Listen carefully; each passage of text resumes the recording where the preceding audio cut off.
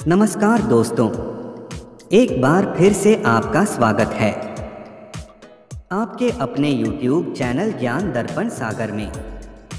दशहरे के दिन अधर्म पर धर्म की विजय हुई थी। एक तरफ जहां भगवान राम ने रावण का वध किया था, तो दूसरी तरफ मां दुर्गा ने महिषासुर का विजयदशमी रावण वध से मनाते हैं। मित्रों, अभी तक आपने चैनल सब्सक्राइब नहीं किया है तो वीडियो में आगे बढ़ने से पहले आप सब्सक्राइब करना ना भूलें।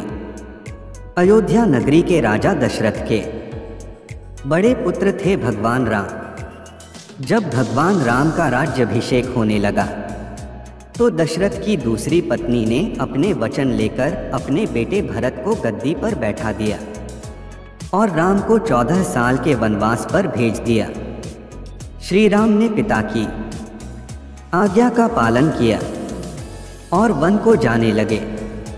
श्री राम के साथ उनकी पत्नी और छोटा भाई लक्ष्मण भी वन को चले गए। कई साल उन्होंने वन में बिताए, कई राक्षसों का वध किया। एक दिन रावण की बहन शूर्पणखा वन में घूम रही थी तो उसकी नज़र श्री राम पर पड़ी। शूर्पणखा जबरदस्ती श्री राम से विवाह रचाने की बात कहकर सीता को मारने की धमकी देने लगी। इस बात से लक्ष्मण गुस्से में आ गए और उन्होंने शूर्पणखा की नाक काट दी। शूर्पणखा रोती रोती अपने भाई के पास गई। रावण ने बदला लेने के लिए साधु का वेश धरा और सीता माँ का भिक्षा लेने के बहाने अपहरण कर लिया। श्री राम और लक्ष्मण सीता माँ को ढूंढते रहे। रास्ते में ही उन्हें हनुमान, सुग्रीव और जटायु मिले। जब पता चला कि सीता माँ को रावण ने अपनी लंका में बंद करके रखा है तो श्री राम ने उनसे युद्ध करने की ठानी और वानरों के साथ सेना तैयार की। समुद्र में पुल बनाया गया और फिर रावण से युद्ध रचा गया। रावण के 10 सिर थे, इसलिए जब भी राम उनका सिर काटते वो फिर जिंदा हो जाता। अंत में विभीषण के बताने पर रावण की नाभि पर श्री राम ने तीर मारा और उसका वध किया। रावण के वध के बाद लोगों को असुरों के आतंक से छुटकारा मिला। महिषासुर का वध से भी मनाया जाता है विजयदशमी। एक बार एक दानवराज था रंभासुर, उसकी एक महिषी यानी भैंस के साथ संयोग हुआ और उनका पुत्र हुआ महिषासुर। महिषासुर अपनी इच्छा के अनुसार भैंस और इंसान का रूप धर सकता था। महिषासुर ने ब्रह्मा जी की घनघोर तपस्या की। कई साल तपस्या में लीन रहे। ब्रह्मा जी उसकी अखंड तपस्या से खुश हुए और वरदान मांगने को कहा।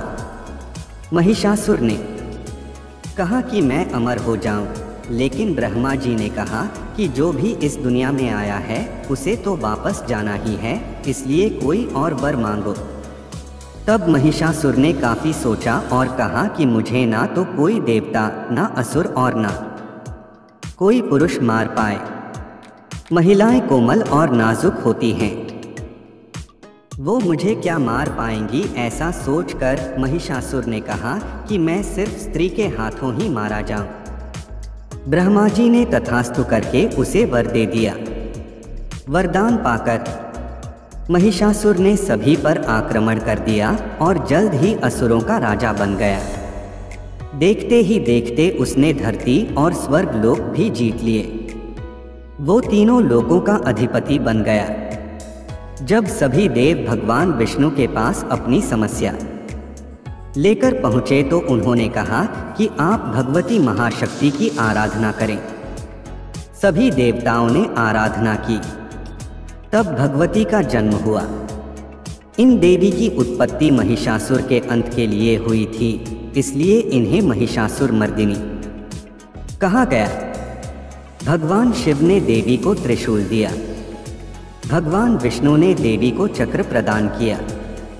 इसी तरह सभी देवी देवताओं ने अनेक प्रकार के अस्त्र शस्त्र देवी के हाथों में सजा दिए।